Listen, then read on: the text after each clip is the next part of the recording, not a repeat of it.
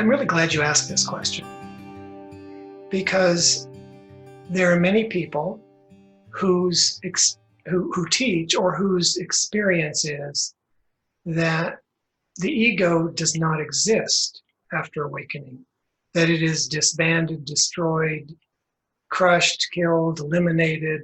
It's just gone. And of course, like every other vocabulary word in the spiritual universe, how are people defining what ego is? So this may be at the root of why I don't agree that the ego is destroyed in awakening. To me, ego is a collection of the concepts that we have about ourselves and the world. It's combined with our sense of body, our sense of mind, our thoughts, our preferences, our culture, and whatever natural tendencies we seem to manifest. So it's not a real thing exactly. It is a complex structure of many things, but it is a created sense of self. It is not a real sense of self. But when we are identified with it prior to awakening to the ego as a possible first step out of being fully ego identified, then that it is our sense of self. That with this whole structure of ego is our sense of self. That's who we think we are. When we awaken completely out of the ego, then that structure hasn't disappeared. Our preferences are still there. We still behave appropriately within our culture. Our natural tendencies, likes, dislikes, still there. The mind and the body are still there.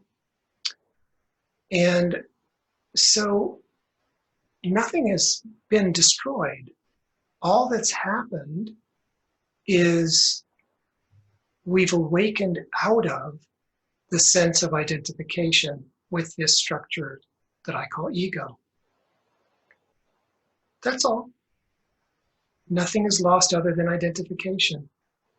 And it can seem like the ego isn't there anymore. Again, it may depend on what people mean by that term. But even if they have the same view that I do about what ego means, they could still go through a phase of not seeing the ego being there.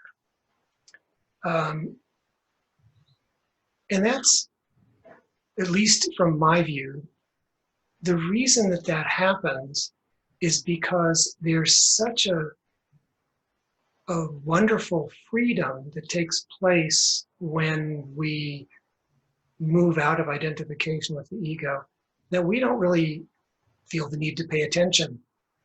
So when we're in that kind of newbie state of awakening, we tend not to pay attention to ego. But as we mature in awakening out of the ego,